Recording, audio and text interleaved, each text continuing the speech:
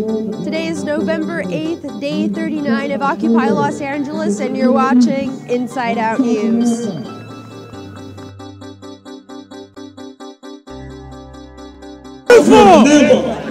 fought a battle that we lost. We never lost a battle unless we stop fighting. And so march on, and keep lying. Occupy on, do it all. Let nothing break your spirit. Keep hope, especially deception, alive. Red and yellow, brown, black, and white. We're all precious in God's sight. Everybody is somebody. From New York to Washington to Atlanta to Miami to Mississippi to Ohio to California to Britain to South Africa, all around the world, all around the world, all around the world, all around the world. Keep hope alive. Keep hope alive. I love you. I love you.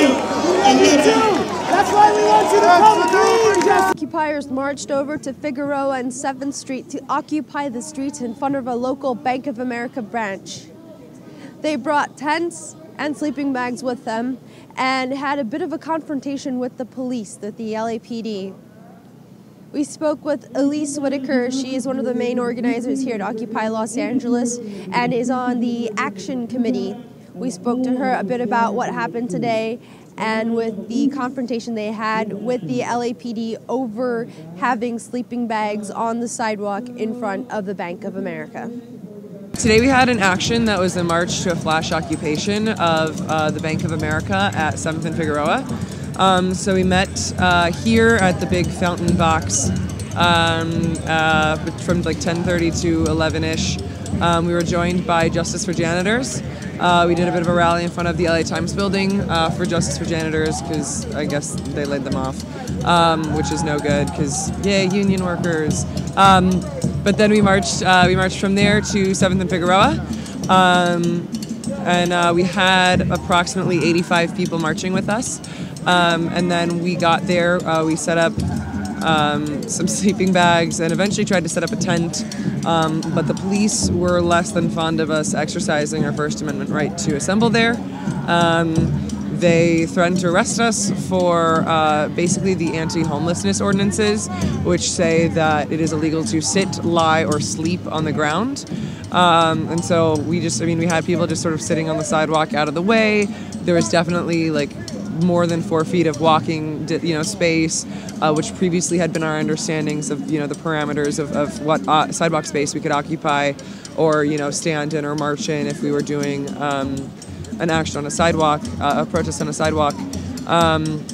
But today they were very prepared to arrest us for merely sitting on the ground. So we ended up leaving. I think it was still a really successful action. Because, that was the point. The point was to disrupt business a little bit at this bank, to get the city involved, to get the, to sort of engage the police on that nonviolent level of saying, because at some point they're going to be for us or they're going to be, against us. And at some point they're going to defend our right to protest and our right to assemble in the name of what we're doing as the 99%. Or they're going to defend the rich man's laws that have populated Los Angeles, as far as it being illegal to even sit on a sidewalk in this city, and particularly in front of a bank. Occupy Los Angeles got a visit from Reverend Jesse Jackson. He went around the encampment, he looked around, he spoke to some of the members of the occupation. Afterward, he came up on the south steps of City Hall and gave a rousing speech to the people here. He also granted an interview, which we have for you now. Why now do you think people of all, we all know that the poor, the downtrodden, the brown, have been in a difficult situation for decades. Why now is it reaching levels of everybody else who used to say? It's called the tipping point. You cannot tell just when the cup runneth over. For example, we've got to fighting for occupying the Resurrection City in Washington in 1968. The next big fight was to keep fighting to get more access to political offices. That was a battle. The next battle was to fight to stop them on Wall Street from privatizing Social Security. That was a big battle. Another big battle was to demand Community Reinvestment Act. We won that battle to circumvent the CRA by using subprime lending schemes. That's what helped bankrupt the economy. We fought another battle to maintain the Glass-Steagall Act so banks didn't lend and invest. And they won that battle, overwhelmed us with lobbyists, and therefore they got what they want and don't want what they got, because they drove the country into bankruptcy. But those who drove us in the hole got bailed out. The banks got bailed out without link to lending or the reinvestment. So here we are again. Then I think the last one is that when the student loan debt became so huge, at some point people said enough is enough. So really the occupation movement really is the overflow of people's desire to fight for economic justice. What should the current administration do, say, or react to this nationwide shout? Well, hear the voices of the Occupied movement. This is Dr. King's movement 43 years later. He said even then that, again, we'd achieved the 64 Civil Rights Act, we would achieve freedom. Voting Rights Act, we had the right to vote. But there were too many people ill-housed and didn't have adequate clothes. And today, in too many cities, you have first-class jails and second-class schools. The safety net are private jails. There's no reason tonight, there's no reason with an overabundant agricultural economy to have 52 million Americans food insecure. We could wipe out malnutrition now. We should not have 44 million on food stamps because they don't have adequate money to buy food. We can begin to address that now. There's 49 million Americans in poverty now. That means if you were to take the homes foreclosed on by the banks and remove the boards and put in windows, begin to deputize, register those homes and glazing and painting and fortify them, you'd have more jobs than there are people. It's a matter of choosing to reinvest in America. A damnable thing occurred last week. They voted against the president's jobs bill to protect police, teachers, and firemen. Then they voted against the bill for our infrastructure. The same Senator Graham who voted against it said now that Gaddafi is executed, now let's go to Libya and rebuild Libya's infrastructure because they can have jobs and money.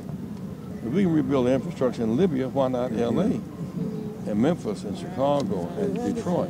And in some sense, that's all that we're really saying. And I look forward to the day that more and more people who've been hurt by this economic crisis will stand up and not just see the Occupy movement as some kind of entertainment. This is real stuff here. Thank you. This is the real conscience of real hurting people who represent people out there who are hurting, but they're hiding behind their own false pride and won't admit they're hurting. About 10 or so people from Occupy Los Angeles got together last week and drove up to Oakland for Occupy Oakland's general strike. One of the members of this group is Ryan Rice. He just returned from Oakland a few days ago and was one of the people arrested overnight. We talked to him a bit about his experience up in Oakland and his arrest. So tell us about your trip to Oakland. Oakland was a trip. It was about 12 of us in a van. We drove up for the general strike to show some solidarity up there. We got there about 10:30 Wednesday morning. The march was awesome. I think that the estimates of about 30,000. I think were shut down the whole port. It was an amazing day. Really good spirits. The nighttime not so great. I went to bed early. I was feeling under the weather. I wake up at about 1 a.m. to flashbang grenades going off and choppers overhead and people yelling about a police raid. And this was on your first night there?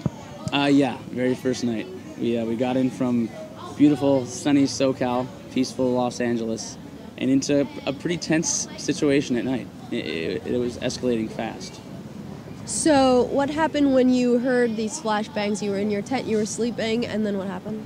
We got a supply of gas masks, and just to prepare for the worst, because that had already happened, obviously.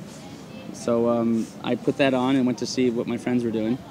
They were out there with their gas masks on, checking things out too. And what did you guys see when you came out of your tents with your gas mask on and everything? There were a lot of people out checking stuff. There was a lot of people actually doing prep work for a police raid. They were erecting barriers. Some numbskulls had lit a couple fires. They were claiming it was to disperse tear gas. I think it was just kind of kids being kids. But there were choppers overhead, and there were just rows and rows of cops in riot gear. And so you saw the rows and rows of cops, and then what did you guys decide to do? Well, I mean, Oakland had gone through this, and you see this when there is a heavy police presence of galvanization. And people were willing to defend peacefully, non-violently, the campsite and their right to exercise their First Amendment.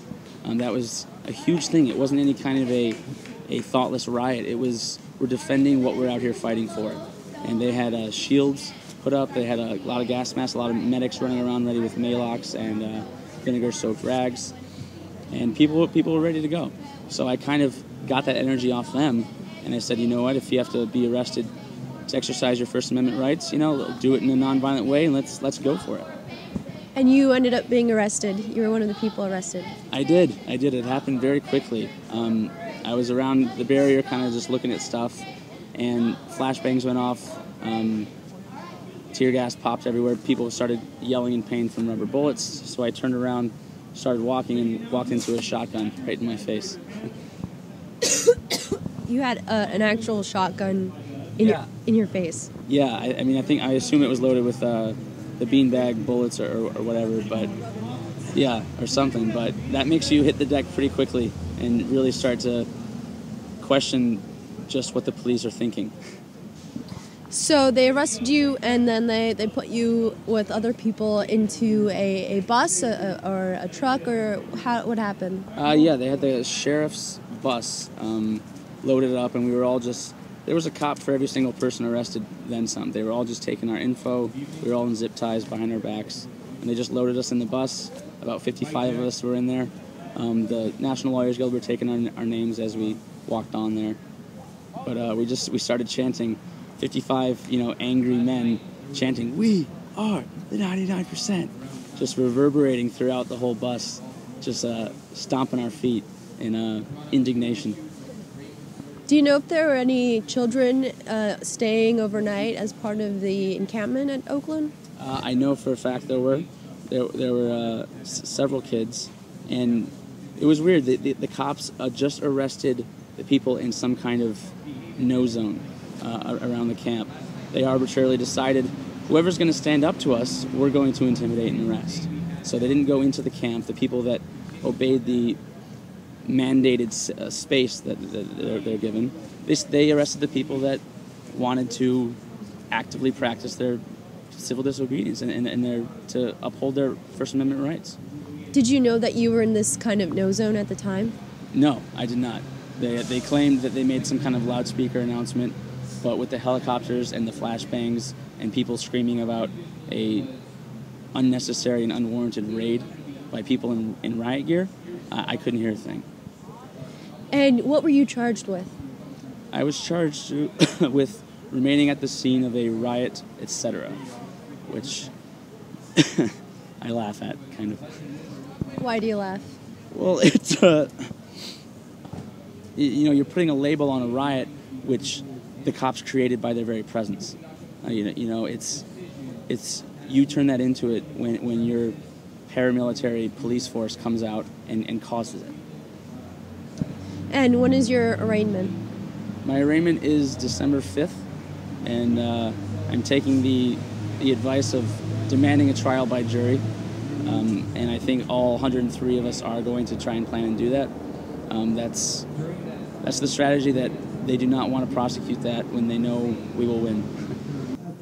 Tomorrow, which is Wednesday, November 9th, the occupiers are planning another march on the banks. They will be meeting at 3 p.m. right behind me at the Fountain Box, and at 3:30 they will march over to California Plaza, where the corporate bank buildings are located. This ends our report for tonight. This is Margot Paez signing off for Inside Out News. Good night.